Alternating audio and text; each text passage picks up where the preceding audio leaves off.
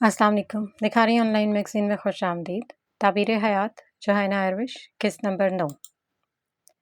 ابا حضور، آپ نے ایڈوکیٹ حمائل کا فائل دیکھ لیا ہے؟ سپہر کا وقت ہو رہا تھا، وہ دونوں تھرڈ فلور پر ہوا کھانے کے لیے اوپر آ گئے تھے۔ نہیں دیکھا میں نے، ابھی اسٹڈی میں ویسے ہی پڑھا۔ آپ جانتے ہیں ایڈوکیٹ حمائل کون ہے، کس کی بیٹی ہے؟ ہمیں اس سے کیا ہے کہ وہ کس کی بیٹی ہے؟ خون تو میرا گول کر چکی ہے وہ مٹھی بھر کی لڑکی۔ وہ بے پرواہی سے پہنے تھے۔ ابا، اس کا ہم سے تعلق ہے، نعمان تھوڑے وقفے کے بعد بولا۔ وہ اس کو دیکھنے لگا۔ کیا مطلب ہے اس بات کا؟ وہ خاموش ہو گیا تھا۔ عثمان اسی طرح جواب لینے کے لیے منتظر اس کو دیکھ رہا تھا۔ ابا حضور، ایڈوکیٹ حمائل ماں رخ نغمہ ارسلان کی بیٹی ہے۔ اسے لگا تھا کہ اس نے کچھ غلط سنا، مگر اس نے جو سنا تھا وہ صحیح تھا۔ اس کو وقت کا پہیہ گھوما ہوا لگ رہا تھا۔ روشنی کی رفتار سے یادوں کی تصویریں اس کے سامنے سے گزر گئی۔ کیا کہا تم نے؟ پھر سے کہو۔ وہ پوری طرح سے اس کی طرف گھومتے ہوئے اپنی خوش فہمی کو یقین میں بدلنے کے لیے پوچھنا چاہ رہا تھا۔ اس کو اپنے کانوں پر بھی یقین نہیں ہو رہا تھا۔ ابا حضور، آپ نے صحیح سنا ہے، حمائل آپ کی پوتی ہے، میری بھانجی ہے، آپ کی بیٹی نغمہ کی بیٹی ہے، ہمارے خاندان کا خون ہے، اس کا ہم سے تعلق ہے، ارسلان خاندان سے تعلق ہے، اس کا یہاں کے ہر ایک شخص سے رشتہ نکل رہا ہے۔ ابا جان، وہ اس کے قریب آتے ہوئے کہنے لگا۔ خوش فہمی دور ہو گئی تھی، اس کی آنکھیں معمول سے زیادہ کھل گئی تھیں۔ تم نے چھان بین صحیح سے تو کیا نا؟ تمہیں یقین ہے کہ وہ نغمہ کی بیٹی ہے؟ ہاں ابا حضور، آپ اگر وہ فائل دیکھ لیتے تو آپ کو پتہ چل جاتا۔ اس کو یاد آنے لگا کس طرح سے انور نے اس کی وجہ سے اس کو ذلیل کیا تھا، کہ کیسے ہر معاملے میں اس کے لیے رکاوٹ بنا ہوا تھا، صرف اس کے بھاگنے کی وجہ سے۔ اور اب اس کی بیٹی اس کے لیے گلے میں ہڈی کی طرح پھنسی ہے، جس کو وہ نہ اگل سکتا ہے اور نہ کھا سکتا ہے۔ اپنی ماں کی طرح یہ بھی کسی سے کم نہیں ہے، وہ تلخی سے اس نعمان کو دیکھ کر کہنے لگا۔ اس کے چہرے پر نفرت دکھ رہی تھی۔ دل تو کرتا دونوں ماں بیٹی کو زندہ زمین میں دفن کر دو۔ اس کا نفرت اتنے سالوں کے بعد بھی کم نہیں ہو رہا تھا۔ آج بھی نعمان خاموش تھا باپ کے سامنے۔ کب آخرکار یہ شخص بولے گا؟ کتنا وقت گزر گیا تھا، یہ باپ تو مجھے نہیں لگ رہا تھا۔ آج اس کو صرف یہ یاد تھا کہ وہ بھاگ کر گئی تھی۔ اس بات کا ذکر بھی نہیں کر رہا تھا کہ وہ کس وجہ سے بھاگ کر گئی تھی۔ وہ یہ بھول گیا تھا کہ جس کے ساتھ وہ اسے باندھنے جا رہا تھا وہ ایسا شخص تھا جس نے اس سے پہلے ایک بیوی کو ڈیورس دے دی تھی۔ اس سے عمر میں دگنا بڑا آدمی تھا۔ اس کی ریپوٹیشن بھی کچھ خاص اچھی نہیں تھی، مگر اس کے ساتھ پیسہ تھا، ایک ایسا ہتھیار جو سب کچھ کرنے اور چھپانے پر پردہ ڈالنے کے لیے کافی تھا۔ نام تھا کہ چیزوں کو بدلنے کی صلاحیت رکھ سکتا تھا، اور طاقت تھی کہ گرے ہوئے کو اپنے پیروں پر کھڑے اور کھڑے ہوئے کو منہ کے بل گرانے کی ہمت رکھتی تھی۔ کیا ہے یہ پیسہ؟ کیا نشہ ہے اس کا جو بچوں کو ماں باپ کا نہیں چھوڑتی، اور ماں باپ کو بچوں کا نہیں، مگر پھر بھی اس کو حاصل کرنے کے لیے ہر شخص دوڑ لگاتا ہے؟ کیا سچ کہا ہے کسی نے کہ اس کاغذوں پر بکتی ہیں وفائیں سب کی؟ یہاں پر بھی آج بھی اتنا عرصہ بیتنے کے بعد بھی وہ باپ کہیں بک گیا تھا۔ خونی رشتے بھی اناؤں کے نظر ہو گئے تھے۔ اناؤں کی دیواریں دن بدن ایسے بڑھ رہی ہیں، مضبوط ہو رہی ہیں، قلعوں میں تبدیل ہو رہی ہیں، اس کے سائے محبت اور اس خلوص کے نور اور روشنی کو اندر آنے سے روک رہی ہیں۔ وہ روشنی جو اناؤں کی سنگین راتوں کو پر نور کر سکتی ہے، وہ راستے بند کر دیے ہیں ہم نے خود۔ ان قلعوں کو فلک پوش کر دیا ہے، اتنا بلند کر دیا ہے کہ روشنی کی کرنوں کو ہم جیسے زمینی انسانوں کی طرح ماتھے کو ٹیکنا پڑتا ہے، اتنا جھکنا پڑتا ہے کہ وہ اپنے گرمائش کو بات دیتے ہیں اور وہ اپنی نور کو کھو جاتے ہیں۔ جو گزاری سکینہ ہم سے، ہم نے وہ زندگی گزاری ہے، ایک محبت کی غم نے عمر بھر ہم کو ہر غم سے بے نیاز کیا۔ کیا بتائیں کہ چاہتوں کا عذاب ہم پہ کیا کیا زمانہ گزرا ہے۔ ہم سے پوچھو وفا کے صحراؤں میں کتنا دشوار کارواں لے کے جانا۔ ہم نے آنکھوں میں خواب رکھے تھے اور خوابوں میں زندگانی تھی۔ ہم کو دنیا نے یہ سکھایا ہے کیسے جیتے ہیں زندگی والے، کب کسی سے کوئی گرا کیا ہو، جبکہ خود ہی سے بدگمانی ہے۔ ہم نے دنیا کو چھوڑ کر جانا، اپنی دنیا بسائی ہے ہم نے، اب نہ کوئی امید باقی ہے، دل کو اب تک وہی گما ہے، مگر ہم نے سوچا تھا ایک زمانے میں ہم سے چھٹکارا پا ہی جائیں گے۔ کہ کیا بتائیں کہ زندگی اپنی کس طرح ہم نے گزار دی جانا، جو گزاری نہ جا سکی ہم سے، ہم نے وہ زندگی گزاری ہے۔ تم کب تک پہنچ رہے ہو آران؟ میں نے کھانا لگا دیا ہے، تم ابھی تک کوئی پتہ ہی نہیں لگ رہا۔ بس آ گیا مام۔ کہاں پر ہو؟ مجھے تو نہیں دکھ رہے۔ وہ سوچ رہی تھی کہ وہ مذاق کر رہا ہے۔ آپ کے پیچھے دیکھیں۔ اس کے پیچھے تھوڑے سے فاصلے پر وہ کھڑا تھا۔ اس نے جب آریان کو کال کیا تو وہ اپنے کار کو پارک کر کے گھر میں داخل ہو گیا تھا۔ عائشہ بیگم نے کان سے موبائل کو ہٹایا اور اسے دیکھنے لگی۔ وہ اس کو دیکھ کر مسکرا رہا تھا اور انہیں کی طرف بڑھ رہا تھا۔ آپ نے تو کھانا لگایا ہے؟ وہ ڈائننگ ٹیبل کو دیکھتے ہوئے کہنے لگا اور ان کے کندھوں پر ہاتھ پھیلانے لگا۔ ہاں بس لگ گیا، تم آؤ، میں بس کچن میں ایک نظر دیکھ کر آتی ہوں۔ مام چھوڑیں سب کچھ، آپ اتنے سارے ملازم ہیں، کر لیں گے۔ وہ ان کو اپنے ساتھ ڈنر کی ٹیبل پر لے کر جانے لگا۔ ان کے لیے کرسی کو سیٹ کر کے انہیں بٹھایا اور خود بھی دوسری طرف بیٹھ گیا۔ آج ڈنر پر صرف وہ دونوں تھے۔ کیا بات ہے مام، آج ڈنر پر نہ بابا اور نہ دادا جان؟ ہاں بیٹا جی، نئی کہانی بن گئی ہے۔ تم آرام سے بیٹھو، کھانا کھا لو۔ آج تو ابا جان کمرے سے نکلنے والے نہیں ہیں اور میرے شوہر نامدار بھی باپ کے ساتھ ہمیشہ کی طرح غم منانے میں پورا ساتھ دے رہے ہیں۔ وہ اس ٹینشن ماحول کو تھوڑا خوشگوار بنانے کی کوشش کرنے لگی۔ گھر میں ویسے بھی ان دونوں کا ایک دوسرے سے لگتا تھا۔ ویسے مام، آپ کے شوہر مجھے اس بات پر بہت غصہ دلا رہے ہیں۔ وہ ایسے کہہ رہا تھا جیسے اس کی ماں کے شوہر اس کا کچھ نہیں لگتا۔ وہ ہر صحیح غلط میں دادا کے ساتھ ہوتے ہیں۔ بابا کی وجہ سے دادا جان بھی ہر کام پورے آب و تاب کے ساتھ کرتے ہیں۔ چھوڑو بیٹا، وہ اس کا باپ ہے، ہم منع نہیں کر سکتے۔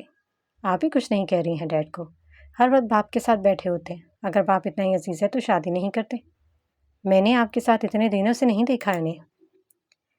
بس کرو بیٹا، اگر شادی نہیں ہوتی تو تم بھی نہیں ہوتا۔ اللہ کے کاموں میں ٹانگ مت اڑاؤ، کھانا کھا لو۔ وہ اس کی پلیٹ میں بریانی ڈالنے لگی۔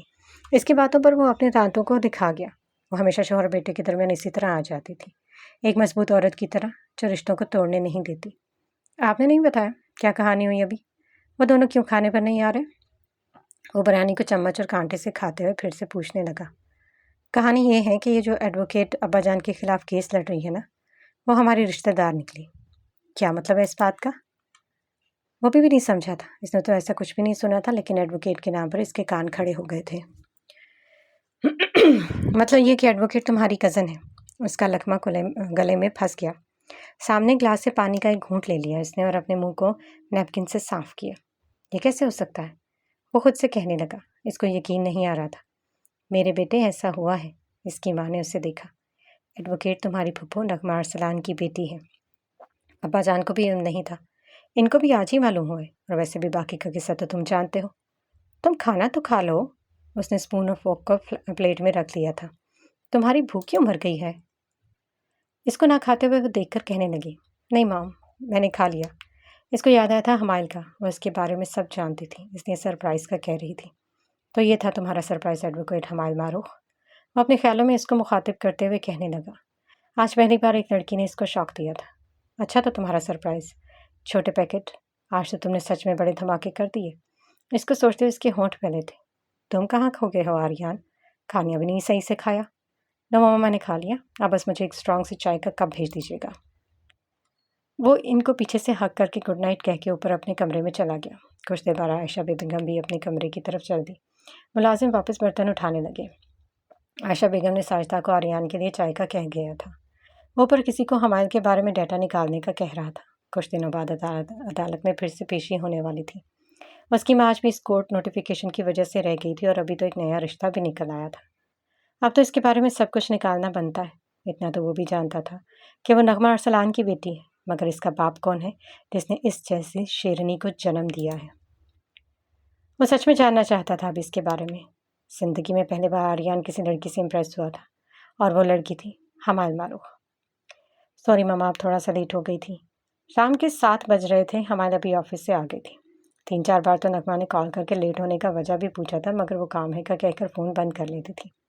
ابھی شہراز اور نغمہ دونوں لان میں بیٹھے تھے اور وہ سیدھا باہر سے آ کر بغیر کپڑے چینج کیے ان کے ساتھ بیٹھ گئی۔ لیٹ کیوں ہوئی تھی بیٹا؟ خیریت تھی؟ سب خیریت تھی بابا، بس آج کام زیادہ تھا تھوڑا۔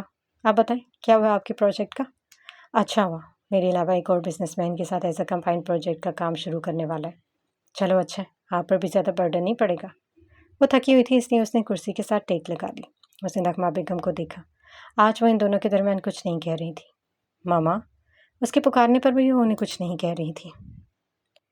آپ کیوں خاموش ہیں؟ سب خیریت تو ہے نا، یا پھر میرے لیٹ آنے کی وجہ سے ناراض ہیں؟ وہ بھی خاموشی سے بس اس کو دیکھنے لگی۔ یعنی کہ بات یہی ہے، جب جانتی ہو تو عمل کیوں نہیں کرتی؟ آخرکار وہ بول ہی گئی۔ ماما سوری تو کر لیا ہے، آپ کیا چاہتی ہیں کہ آپ کے سامنے کان پکڑ لوں؟ نغمہ کا بس نہیں چل رہا تھا وہ کسی طرح سے حمائل کو اس کیس سے الگ کر دے۔ कभी कभार ऐसे देर तो हो जाती है, आप अच्छी तरह जानती हैं। उसकी नाराज़गी को ख़त्म करने के लिए सफाइयाँ दे रही थी। बेटा, आपकी मम्मा आजकल हर बात से पर आपसे नाराज़ होती हैं, इसलिए बेहतर है कि तुम सुबह शाम माँ को मनाने के लिए ज़हनी तौर पर तैयार रहो। नगमा बेगम शोहर के तंज पर इनको घूरने लगी। वो अभी भी कुछ नहीं कह रही थी। क्या कह रहे हैं डैड? मैं अभी भी बहुत थक गई हूँ, इस तरह तो मेरे लिए बहुत मुश्किल हो जाएगा। वो रोने वाली शक्ल बनाए बाप से शिकवा कर रही थी कि अभी आप कुछ मदद कर लो। ऐसी भी कोई बात नहीं है हमारे, तुम्हारा बाप हर वक्त बस तंज करता रहता है। शहनाज साहब का ट्रिप काम करने जा रहा था। नगमा बेगम ने बात करना शुरू कर दिया था, यानी कि नाराज़गी की बर्फ़ पिघलने लगी थी। डैड, आप ऐसे क्यों कहते हैं? देखा ना, मम्मा तो मुझसे नाराज़ नहीं है। वो कुर्सी से उठकर इसको पीछे से हक करके बाप को आंख मारने लगी।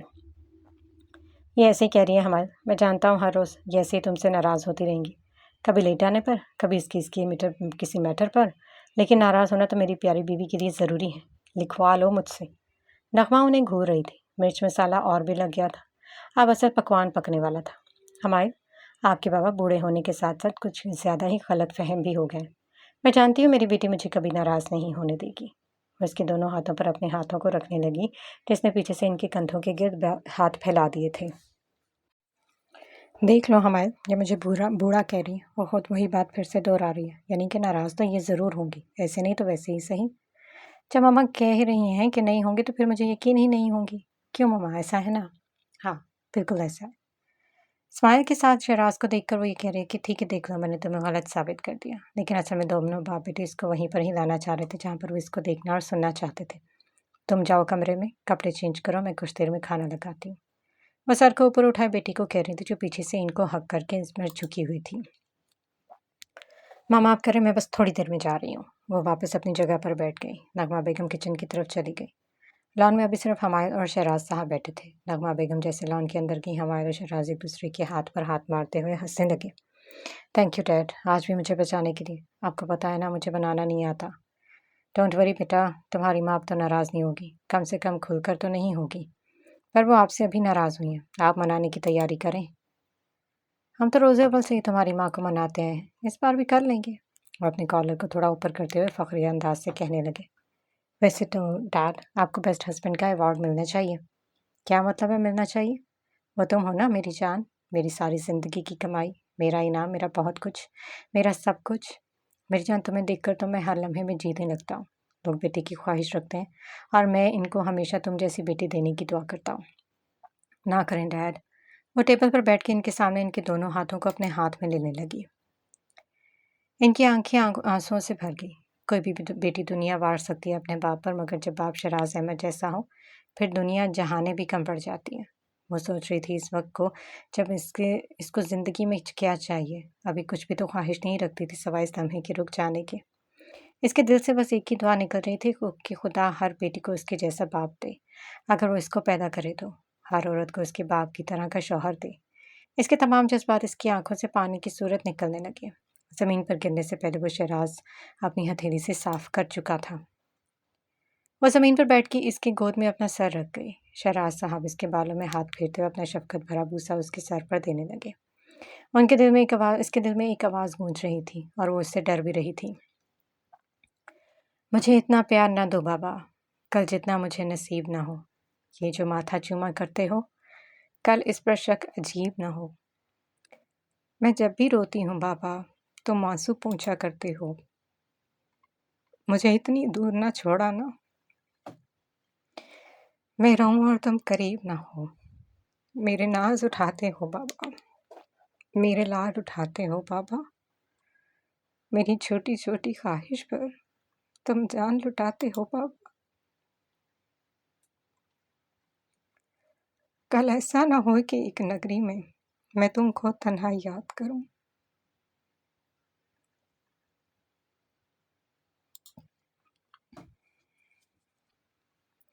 कैसा चल रहा है नहीं?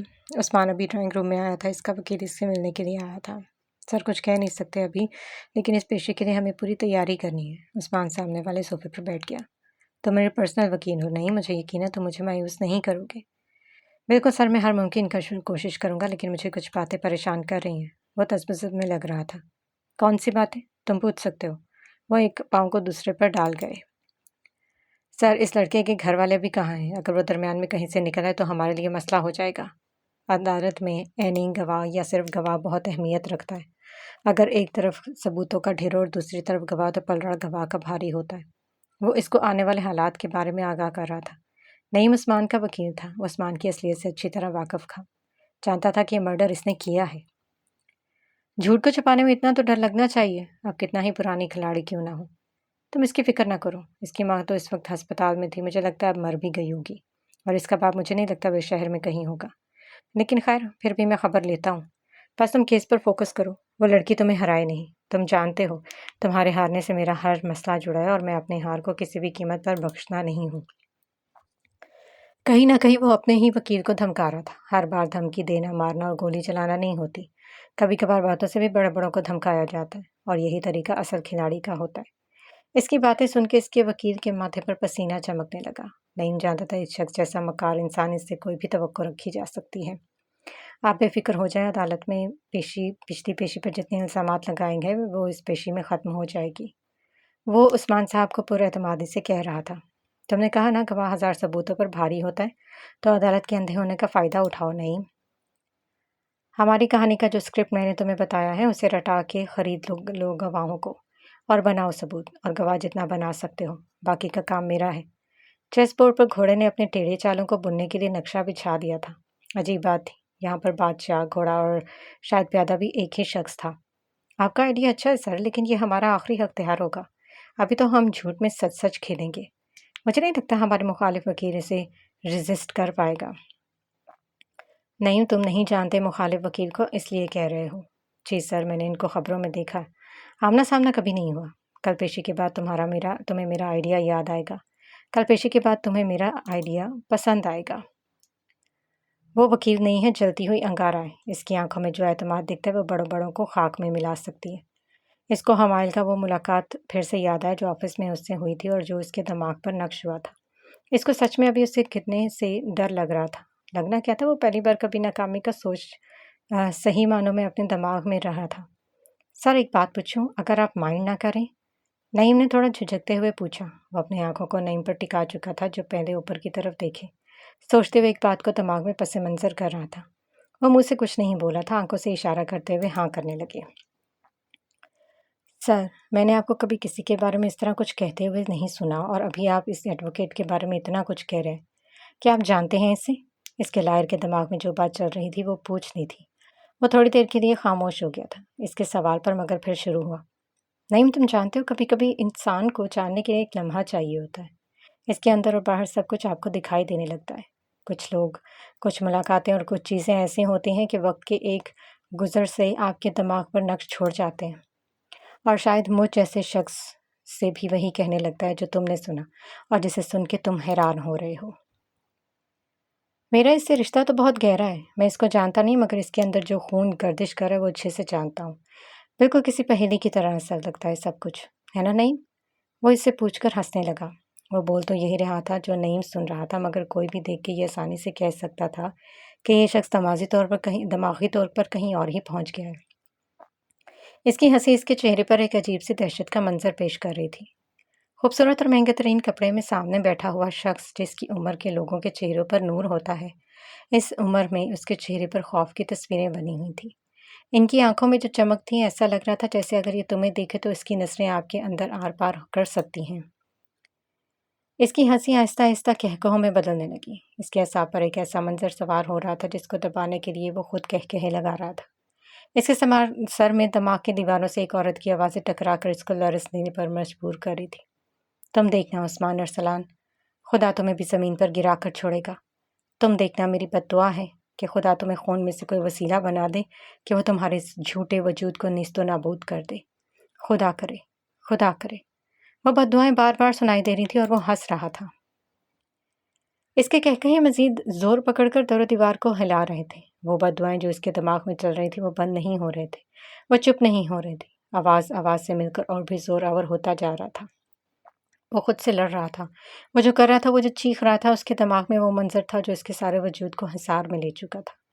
وہ اس بد دعا سے ڈر رہا تھا۔ وہ اس کو ماننے سے انکار کرنے کے لیے اس کا پاگلوں کی طرح یہ آوازیں نکالنا، جانوروں کی طرح منہ کو اوپر کرتے ہوئے چیخ چیخ کر ہنسنا، ایسا ہنسنا کہ آنکھوں سے آنسو نکلنا شروع ہو جائے، اس کا لرزنا، یہ سب اس ڈر کا نفی تھا جس کو وہ زبان پر لانا بھی نہیں چاہتا تھا۔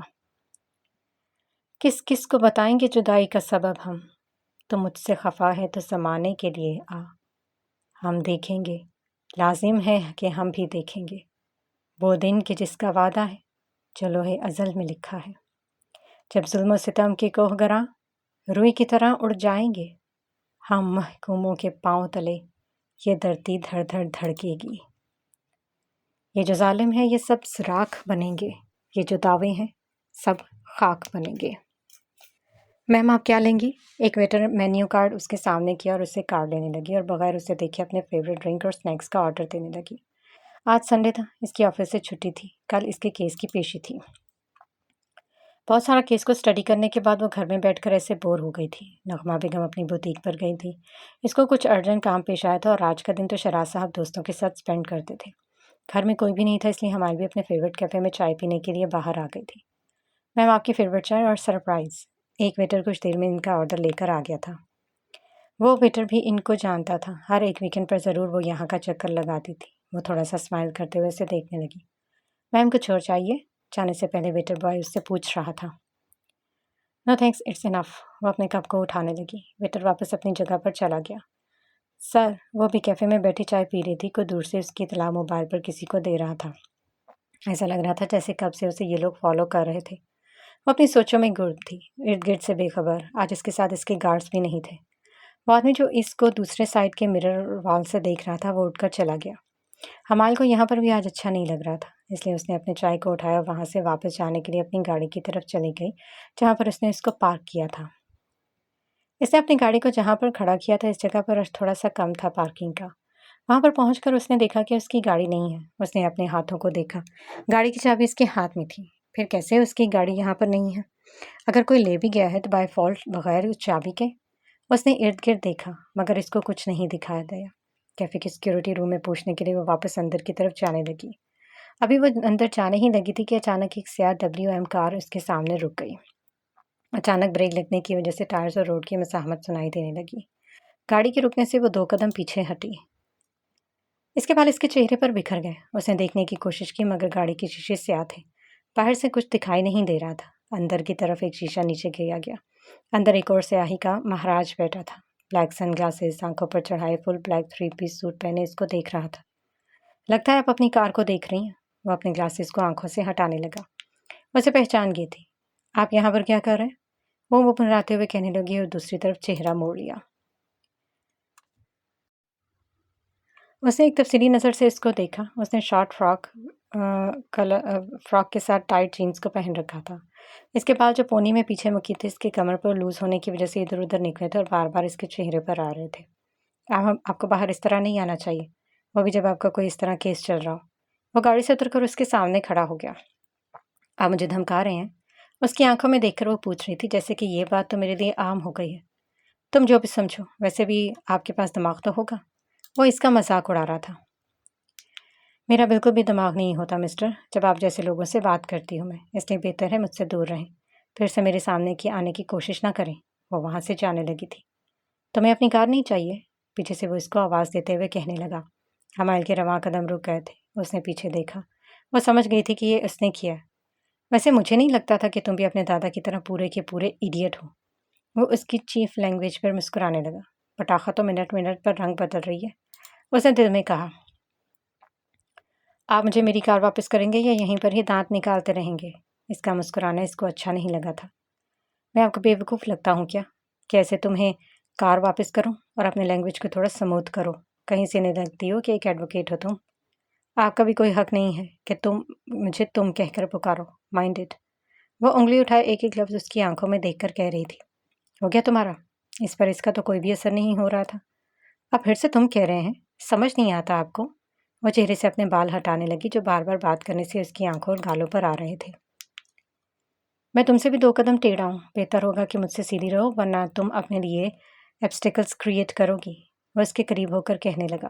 اس کے الفاظوں کی طرح اس کی آنکھیں بھی اس بار اسے وارن کر رہی تھیں۔ میری گاڑی واپس کر دو۔ وہ ایک ایک لفظ وقفے وقفے سے لکھ رہی تھی جیسے اس کی باتیں ہضم کرنے کی کوشش کر رہی تھی۔ اندر چلو۔ وہ اس کو آرڈر دے کر کیفے میں چلا گیا۔ حمائل ہاتھ کی مٹھی بنائے اپنا سارا زور اس پر نکال دیا اور اس کے پیچھے پیچھے چلنے لگی۔ وہ ایک چیئر پر ٹیبل کے سامنے بیٹھ گیا۔ حمائل ٹیبل کی دوسری سائڈ پر کھڑی ہو گئی۔ وہ ایک آئی برو اچکانے لگا جیسے کہ کیا تم میرے سامنے کھڑی رہنا چاہتی ہو؟ ان کی باتیں اس کی ایکسپریشنز اور آنکھوں سے ہو رہی تھیں۔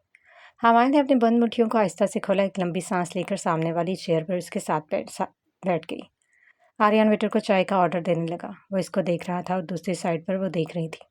مزید کوئی بھی بات نہیں کرنا چاہتی تھی۔ ہر بات کا الٹا جواب دینا تو آریان سے بہتر کوئی نہیں کر سکتا تھا۔ وہ اس کی نظروں کی تپش خود پر محسوس کر رہی تھی، لیکن وہ جان بوجھ کر انجان بن رہی تھی۔ جب اور اگنور اس سے نہیں ہوا تو اس نے اس کو دیکھا۔ وہ آنکھوں سے اسے اسکین کرنے کی کوشش کر رہا تھا۔ دونوں کی نظریں ٹکرائیں۔ دونوں خاموش تھے۔ دونوں ایک جیسے ہی تھے۔ جس طرح پازیٹیو اور نیگیٹیو چارج ایک دوسرے کو ریفیل کرتا ہے، بالکل اسی طرح یہ دونوں بھی ایک جیسے تھے۔ شاید مختلف کچھ تھا ان میں، لیکن کیا ابھی تک سامنے نہیں آیا تھا۔ تمہارا سرپرائز اچھا تھا۔ وہ اپنے چائے کا کپ اٹھائی، چسکی لے کر اس سے کہنے لگا۔ آریان نے بات کرنے کا آغاز شروع کیا تھا۔ ویٹر نے دونوں کے سامنے اپنی اپنی چائے کا کپ رکھ دیا تھا۔ حمائل اس کی بات پر ہنسنے لگی۔ مجھے تو بالکل بھی اچھی نہیں لگی۔ ویسے مجھے ابھی پتہ چلا کہ آپ کی اتنی بری ٹیسٹ ہے۔ اس کا مطلب ہے کہ تم خود کو برا کہہ رہی ہو، یعنی کہ تم بھی اس خاندان کا ہو، پھر اپنے بریسلیٹ کے خاندان کا ہو۔ وہ اپنے بریسلیٹ کے موتیوں کو گھمانے لگا۔ آپ ایسا سمجھ لیں۔ ویسے بھی مجھے خود کو اچھا کہلوانے کا شوق نہیں ہے۔ آپ کو پتہ ہے مجھے چیس گیم میں کوئن نہیں، ہارس اچھا لگتا ہے۔ چیس بورڈ پر شاید آپ کو سمجھ آیا ہوگا۔ وہ اس کے ساتھ بات کرنے میں انٹرسٹ لینے لگی۔ مائی ڈیئر کزن صاحبہ، تمہارے اور تمہارے نانا جان کے پسند ناپسند ایک دوسرے سے کافی مل رہے ہیں۔ وہ چیئر سے سیدھا ہو گیا۔ اسے اپنے دونوں ہاتھوں کو ٹیبل پر رکھ دیا جس کی آستینیں کوہنیوں تک فولڈ تھے۔ اس کے ہاتھوں میں وہ ابھرے ہوئے نیلے نسیں بہت خوبصورت لگ رہی تھیں۔ بلیک اور وائٹ کبھی ایک نہیں ہو سکتے۔ وہ اپنے عثمان کا فرق ایک جملے میں واضح کر گئی۔ وہ بہت بڑی بات کہہ گئی تھی جس کا اندازہ اسے خود بھی نہیں تھا۔ اس کا یہ ایک سٹیٹمنٹ اس کے شخصیت کو پرکھنے کے لیے کافی تھا۔ بلیک اور وائٹ کے ملنے سے گرے تو بن سکتا ہے۔ اس کے پہنے والی بات نے اسے لاجواب کر دیا تھا، مگر کچھ دیر بعد وہ بول پڑا۔ وہ متاثر کن نظروں سے اسے دیکھ رہا تھا۔ آریان اس کو مزید جاننا چاہتا تھا۔ زندگی میں پہلی بار وہ کسی لڑکی کے لیے اتنا سوچ رہا تھا۔ تو پھر آپ مجھے گرے ہی سمجھے، کیونکہ مجھے مکمل طور پر تو وائٹ نہیں ہوں، اور میرے نانا جیسے لوگوں کے لیے تو میں فرشتہ ہرگز نہیں ہوں۔ وہ تھوڑی دیر کے لیے رک گئی۔ آپ نے کہا تھا نا مجھے اکیلے نہیں نکلنا چاہیے تھا۔ مجھے ہر جگہ اکیلا رہنا اچھا لگتا ہے۔ اپنے ارد گرد باؤنڈریز آپ خود سلیکٹ کرتے ہیں جیسے آپ اکیلے ہوتے ہیں، چاہے اس کے اندر ہو یا پھر آگ ہو، ہوا ہو، پانی ہو، یا پھر ان سب کا مکسچر۔ ہمارے تو بظاہر اس کے سوالوں کا جواب دے رہی تھی، مگر اس کی ہر بات میں بہت میچورٹی، ڈیفینس اور اعتماد کا ایک عنصر جھلک رہا تھا، اور یہی بات تو آریان جاننا چاہتا تھا کہ اس کی مینٹالٹی کو سمجھنا چاہتا تھا۔ دنیا جہان کی لڑکیوں میں سے اس کو صرف حمائل اٹریکٹیو لگی تھی، ورنہ اور کون جرأت کر سکتا ہے کہ وہ اس کے سامنے اس کی انسلٹ کرے یا اپنے رف لینگویج یوز کرے۔ اس نے اپنے بزنس جرنی میں ایک سے بڑھ کر ایک لڑکی دیکھی تھی، مگر اس میں وہ سب نہیں تھا جو آج وہ اس لڑکی میں دیکھ رہا تھا۔ وہ نہ صرف دیکھ رہا تھا بلکہ اس کو سننا چاہتا تھا۔ تمہارا مائنڈ سیٹ اچھا ہے، وہ اس کی تعریف کر رہا تھا۔ حمائل ایک خود پرست تعریف میں کنجوس اور ایک بگڑے ٹیڑھے شخص سے اپنی تعریف سن رہی تھی، مگر اس کو کیا تھا؟ مجھے آپ کی کمنٹ نہیں چاہیے۔ وہ سچ میں فرشتہ نہیں تھی۔ وہ کم از کم آریان جیسے لوگوں کے سامنے تو گرنے والی نہیں تھی کہ اپنی تعریف پر پگھل جائے۔ حمائل، مجھے تمہارے سائنس چاہیے۔ وہ سیدھا پوائنٹ پر آ گیا تھا۔ ان دو ملاقاتوں میں پہلی بار اس نے اس کا نام لیا تھا۔ مجھے مجبور مت کرو کہ میں تمہارے خلاف اپنے پاور کا یوز کروں، ورنہ میرے لیے مشکل نہیں ہے۔ وہ اس کو سمجھا رہا تھا، مگر بات تو تب ہوتی جب وہ بھی اس بات کو سمجھ لیتی۔ آپ کریں اپنے فیورز کا یوز، مجھے فرق نہیں پڑتا۔ وہ پھر اس کی آنکھوں میں دیکھ کر اسے چیلنج کر رہی تھی۔ اس کے بولنے سے پہلے وہ اپنا سنا چکی تھی۔ اس کی کوئی بھی بات اس کے دماغ میں گھس نہیں رہی تھی۔ پہلی بار آریان کسی کو اتنے آرام سے سمجھا رہا تھا، ورنہ وہ تو طوفان تھا۔ لوگوں کے سامنے دو آپشنز رکھتا تھا۔ وہ دو آپشنز ایسے ہوتے تھے جیسے کہ آپ درمیان میں کھڑے ہوں اور آپ کے آگے کھائی ہو اور پیچھے آگ ہو۔ تمہارے کیس کے بہت امپورٹنٹ فائلز تمہاری کار میں موجود ہیں، جس میں بہت سارے ٹپس ایسے ہیں کہ اگر میں نے دادا کو دیے تو تم جانتی ہو کہ کیا ہوگا۔ اس کو یاد آیا کل شام واپس آفس میں دیر سے آنے کی وجہ سے کچھ اہم فائلز کار میں ہی چھوڑ گئی تھی۔ اتنا تو مجھے بھی پتا ہے کہ یہ آپ خود بھی کر سکتے ہیں، بائی ہائرنگ اینی لائر۔ تو پھر مجھ سے کیوں کروانا چاہتے ہیں؟ ایک آدمی نے کچھ کاغذات کو وہاں پر لایا تھا۔ وہ شخص جیسے ہی آیا ویسے ہی چلا گیا۔ آریان نے پیپرز حمائل کے آگے کر دیے تھے۔ آریان نے اس کے سوال کا جواب دینا ضروری نہیں سمجھا تھا۔ حمائل نے پیپرز کو ایک نظر دیکھا۔ یہ بھی اسی طرح کا پیپر تھا جس روز اس نے آفس میں پھاڑا تھا۔ اس نے ایک نظر آریان کو دیکھا اور خاموشی سے مسکرایا۔ اس کی اسمائل اچھی تھی۔ یہ تو اس دن اسے پتہ چل گیا تھا، مگر آج کی اسمائل کچھ زیادہ ہی سائلنٹ الارم تھی۔ مزید کچھ بحث کیے بغیر وہ سائن کرنے لگی تھی۔ دوبارہ سے پین کو کیپ پہنائے اور وہ پیپر آریان کے سامنے کرنے لگی۔ آپ کا کام ہو گیا؟ میری گاڑی اب مجھے مل سکتی ہے؟ وہ سمجھ نہیں پا رہا تھا کہ اتنا جلدی اتنا بیہیویئر کیسے اپنا چینج کر سکتا ہے۔ مسٹر آریان، آپ سے کہہ رہی ہوں، مجھے تاڑنا بند کریں آپ۔ وہ اس کے سامنے ہاتھ ہلانے لگی۔ وہ اس کی حرکتوں میں گم ہو گیا تھا جو ابھی کر رہی تھی۔ اس طرح بات کرنا تو اسے سمجھ میں آ ہی نہیں رہا تھا۔ اس کا انداز بالکل بدل گیا تھا۔ تمہاری گاڑی باہر کھڑی ہے، وہ کھڑے ہوئے اس سے کہنے لگا۔ ویل تھینکس، ابھی کے لیے میں جا رہی ہوں۔ وہ اپنے موبائل کو ٹیبل سے اٹھائے باہر کی طرف جانے لگی۔ کچھ تو غلط ہو رہا تھا، مگر کیا؟ وہ بھی اس کو دیکھ رہا تھا۔ اس کو ایسے خاموش نظروں سے خود کو تکتے ہوئے وہ واپس رک گئی۔ مسٹر کزن، ایک بات یاد رکھیں، جو میں چیز نہیں کرنا چاہوں وہ مجھ سے کوئی نہیں کر سکتا۔ اور اس کے لبوں پر وہی اسمائل تھی، مگر وہ اتنا سرد تھی کہ اس پر یقین کرنا مشکل ہو رہا تھا۔ وہ جو ابھی کہہ رہی تھی وہ سچ تھا یا پھر کچھ دیر پہلے جو جس طرح بات کر رہی تھی وہ دھوکہ تھا۔ کبھی خوابوں کی شہزادی، کبھی جلتی آگ کا شعلہ، کبھی میٹھی باتوں کا دریا، کبھی زہر میں ڈوبا جملہ۔ ہنسی میں چھپے راز، آنکھوں میں ہے طوفان، یہ پہچانی نہ جائے یہ چہرہ ہے یا دھوکہ۔ کبھی قریب اتنی کہ سانسوں میں بس جائے، کبھی دور اتنی کہ سائے سے بھی گھبرا جائے۔ یہ رنگ بدلے، یہ بات بدلے، ہر روز نیا انداز، یہ راز کی لڑکی یا کوئی چمبیلین کا اعجاز۔ رات کی تاریکی میں ابھی پوری طرح سے چھٹی نہیں تھی۔ وہ تیز قدموں کے ساتھ اپنی جوگنگ کو ابھی ختم کر چکی تھی۔ اس نے ابھی اپنے گھر کے دروازے پر قدم رکھ دیا تھا۔ تیار ہونے کے لیے وہ اپنے کمرے میں چلی گئی۔ حمائل بی بی، آپ کے باس آئے ہیں۔ تھوڑی دیر بعد سلما اس کے کمرے میں آ کر اس کو نیچے کی اطلاع دینے لگی۔ وہ کچھ ہی دیر میں تیار ہو گئی تھی۔ اس نے اپنے بلیک وائٹ یونیفارم کو پہن لیا تھا۔ اس کے اطلاع دینے پر وہ سر ہلا کر باہر اپنے کمرے سے نکلنے لگی۔ میدان گرم ہونے والا تھا۔ شروعات اس کے اس قدم سے ہوا تھا جو اس نے اپنے کمرے سے نکالا تھا۔ اس کی آنکھوں میں عزم تھا، چہرے پر غیر متزلزل سنجیدگی سے دکھائی دے رہی تھی۔ وہ جس جنگ کو لڑ رہی تھی، آج عدالت میں اس کی سماعت ہونے جا رہی تھی، جس کا فیصلہ اس جنگ کو لڑنے پر پوری طرح اثر انداز ہونے کی صلاحیت رکھ رہی تھی۔ یہ مقدمہ جو لڑ رہی تھی اس نے پورے شہر کو ہلا کر رکھ دیا تھا۔ دیوانوں اور سرکاری دفتروں میں آگ لگا دیا تھا۔ آج پھر سے خاموشی تھی، آج پھر سے سننے کے لیے لوگ کھڑے تھے۔ اس کا ہر قدم انصاف کے دروازے پر جنگ کا اعلان تھا۔ اس کے ہاتھ میں ایک فائل تھی جس میں نہ صرف قانونی نکات درج تھے بلکہ کسی کی تقدیر، اس کے ظلموں کا حساب، ان کے جھوٹے وجود کی نفی اور حساب کو چکتا کر دینے کا پروانہ بھی تھا۔ نیچے بیرسٹر سجاد شیراز کے پاس بیٹھا تھا۔ دونوں بات کرتے ہوئے نظر آ رہے تھے۔ دونوں کے چہروں پر راز سنجیدگی تھی۔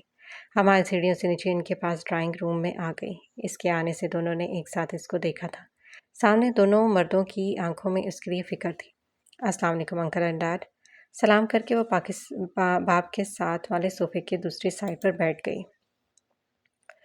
دونوں نے اس کے سلام کا جواب دیا تھا مگر بات کرنے کے لیے کچھ بھی نہیں تھا۔ وہ بھی کچھ سننے کا انتظار کر رہی تھی۔ وہ سمجھ سکتی تھی کہ جنگ اپنوں کے خلاف جاری ہے۔ اگر ظالم کو مٹانے کی کوشش کر رہی تھی تو وہ بھی اسی خاندان کا تھا۔ خاموشی کی اس برف کو پگھلنے کے لیے کچھ وقت تو درکار تھا۔ آپ لوگوں نے ناشتہ کر لیا؟ وہ خاموشی کی اس برف میں شگاف ڈال گئی۔ اس کے سوال پر دونوں نے جواب نہیں دیا تھا۔ آج کے سیشن کے بارے میں کیا خیال ہے؟ بیرسٹر سجاد نے وہ سوال پوچھ لیا تھا جس سے وہ بھاگنا چاہتی تھی، جس کے بارے میں وہ کچھ نہیں کہنا چاہتی تھی۔ بات وہیں سے ہی شروع ہو گئی تھی۔ میرا خیال تو اچھا ہے انکل، اب ایگزیکٹ پتہ تو سیشن کے بعد ہوگا۔ کیا مطلب ہے اس بات کا حمائل؟ تم صحیح سے بات کیوں نہیں کریں؟ اگر تمہاری تیاری مکمل نہیں ہے تو ہم کوئی ریزن بنا کے آج کی پیشی کو لیٹ کروا سکتے ہیں۔ شیراز سنجیدگی سے اسے سمجھا رہا تھا۔ پوری رات نغمہ بھی یہی سوچ کر پریشان ہو رہی تھی۔ اس کا بھی حال کچھ کم نہیں تھا اور یہاں پر اس کی بیٹی رانی سیدھی بات کرنے کے موڈ میں ہی نہیں تھی۔ کیا ہو گیا ہے ڈیڈ؟ ایسے کیوں ریئیکٹ کر رہے ہیں؟ میں کورٹ پہلی بار تھوڑی جا رہی ہوں۔ وہ اس سے اتنا شدید رد عمل ایکسپیکٹ نہیں کر رہی تھی۔ اس کی عادت نہیں تھی کسی بھی کیس کو کورٹ کے علاوہ کہیں پر ڈسکس کرنے کی۔ اس لیے تو اپنے ساتھ وہ اسسٹنٹ نہیں رکھتی تھی۔ وہ ان لوگوں کو منہ پر انکار نہیں کر سکتی تھی، اس لیے باتوں کو گھما رہی تھی۔ ہمایوں، تمہاری باتیں یہی مجھے غصہ دلا رہی ہیں۔ تم تھوڑی دیر کے لیے اپنا وکالت کو بھول کیوں نہیں چاہتی؟ جس طرح ایک باپ اپنی بیٹی سے پوچھتا ہے، اسی طرح بتاؤ مجھے جو میں پوچھ رہا ہوں۔ کیا تم اتنا بھی نہیں کر سکتی؟ سوری بابا، پر میں ابھی یونیفارم میں ہوں۔ میں ابھی صرف آپ کی بیٹی نہیں بن سکتی، مجھ پر میرے پروفیشن کا فرض بھی ہے۔ وہ انکار کر گئی تھی۔ اس کے فیصلے کو بدلوانا ممکن نہیں تھا۔ وہ ایک جنگجو تھی جو جنگ کے چالوں اور حکمت عملی کو راز رکھنے کی قسم کھا چکی تھی۔ اس کے جواب نے ایک لمحے کے لیے ہوا کو منجمد کر دیا تھا۔ اس نے بیرسٹر سجاد کو دیکھا جو آنکھوں سے اسے اپنے باپ کو کول ڈاؤن کرنے کا کہہ رہی تھی۔ وہ ایموشنلی بلیک میلنگ میں نہیں آنا چاہتی تھی۔ بیرسٹر اس کی بات کو سمجھ گیا تھا۔ اس نے بھی آنکھوں سے اشارہ کر دیا تھا۔ آئی تھنک شہراز ہمیں بھی نکلنا چاہیے۔ اگر تم اجازت دو تو ہمیں کچھ اور فارمیلٹیز بھی پوری کرنی ہوں گی۔ وہ جانتا تھا اس بات کو ابھی کیسے سنبھالیں، اس نے بھی وہ سب کچھ اسی پر ہی چھوڑ دیا تھا۔ شہراز نہ چاہتے ہوئے بھی سر ہلا چکا تھا۔ تینوں اپنی اپنی جگہ سے کھڑے ہو گئے۔ شہراز جان بوجھ کر حمائل کو اگنور کر رہا تھا۔ حمائل اس کے سامنے سے گزرنے لگی۔ اس کے پیچھے بیرسٹر سجاد بھی چلا گیا۔ وہ رکنا چاہتی تھی۔ اس طرح باپ کو ناراض چھوڑ کر وہ خود بھی خوش نہیں تھی۔ اس کو یہ کرنا تھا۔ چچا جان، کیا بات ہے آپ خاموش بیٹھے؟ اویس اس کو کب سے کچھ سوچتے ہوئے دیکھ رہا تھا۔ جمشید نے اس کو دیکھا، اپنے ہاتھ کو منہ سے ہٹایا۔ اس کے ذہن میں کچھ ایسا چل رہا تھا جس میں اس کی زبان کو تالا لگانے کی صلاحیت تھی۔ وہ دونوں واپس گھر کی طرف جا رہے تھے۔ اس کے ساتھ اویس بھی گاڑی میں بیٹھا تھا۔ ابھی بس اس کی ایک میٹنگ ختم ہوئی تھی۔ حکومت اور کرسی کو حاصل کرنے کے لیے وہ آج ایک نئے مہرے کو آزمانا چاہتا تھا۔ خیر، باقی کارروائی پرانی تھی اور وہ بس پیسے کی تھی۔ کب تک ہم عثمان کو بس ایسے ٹالتے رہیں گے، اپنے راستے میں آنے سے روکتے رہیں گے؟ جتنا محنت ہم نے اس بار کیا ہے عثمان کو ہٹانے کے لیے، اگر اس کا کیس تھوڑا سا بھی ڈیلے ہو گیا یا پھر وہ کیس جیت گیا تو سمجھو ہم تو گئے۔ وہ تو ایک نمبر کا شاطر انسان ہے، ہم اس کے سامنے کچھ بھی نہیں ہیں۔ تو آپ یہ سوچ رہے تھے؟ اب 1 گھنٹے بعد عدالت میں اس کیس کی دوسری پیشی ہے۔ اس نے اویس کی بات پر سر ہلایا۔ چلو کسی ریسٹورنٹ میں چلتے ہیں کافی پینے کے لیے، وہیں پر سب بتاتا ہوں۔ اویس نے اس کے کہنے پر ڈرائیور کو ریسٹورنٹ جانے کا کہہ دیا۔ گاڑی اسلام آباد کے سب سے بڑے ہوٹل کی طرف مڑ گئی تھی۔ جمشید کے چہرے پر اس سارے راستے میں غیر معمولی سنجیدگی تھی۔ کچھ دیر بعد گاڑی اپنی جگہ پر پہنچ گئی۔ سامنے ایک بہت بڑا ریسٹورنٹ دکھائی دے رہا تھا۔ اویس اور جمشید دونوں اس سے نکلنے لگے۔ اس کے کچھ گارڈز ان کے پیچھے پیچھے آ رہے تھے۔ اویس بھی فطرتاً ایک اچھا انسان نہیں تھا، ورنہ وہ کبھی بھی کسی غلط کام میں اس کا ساتھ نہیں دیتا۔ سام چھوٹا ہو یا بڑا، اس کی فطرت میں کبھی خیر نہیں ہوتی، اور اویس وہ سام تھا جو ابھی ڈسنے کے لیے تیار ہو رہا تھا۔ وہ ہمیشہ وہ کام کرتا تھا جو جمشید اسے کہہ دیتا تھا، اور سارے کاموں میں اچھے تو بالکل نہیں تھے، کیونکہ یہ ایک ایسے شخص کی سوچ پر ہوتے تھے، ایک ایسے شخص کے ہوتے تھے، اسی کی زبان پر سر انجام ہوتے تھے جو حکومت، طاقت، پیسے اور شہرت کا پجاری تھا۔ آج یہ دونوں یہاں پر آ کر ایک نیک کھچڑی کو پکا رہے تھے۔ ریسٹورنٹ میں داخل ہو کر دونوں ایک بہت خوبصورت ہال نما جگہ کی طرف جانے لگے۔ اویس ہمیشہ کی طرح اس کو فالو کر رہا تھا۔ ہال کے اندر خوبصورتی سے ٹیبل کے ارد گرد چیئرز ارینج ہو گئے تھے۔ خوبصورت سنہرے فانوس اس جگہ کو اور بھی خوبصورت بنا رہے تھے، جو جگہ جگہ کی کچھ میٹر کے فاصلے پر فلور سے لٹکے نظر آ رہے تھے۔ ریسٹورنٹ لوگوں سے بھرا ہوا تھا، کہیں پر لوگ زیادہ اور کہیں پر تھوڑا کم۔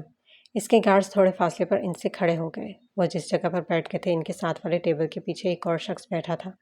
اس نے ان دونوں کو آتے ہوئے دیکھ لیا تھا، کیونکہ وہ جانے کے لیے اٹھ گیا تھا، مگر ان کو آتے دیکھ کر اب وہ وہیں پر ہی واپس بیٹھ گیا تھا۔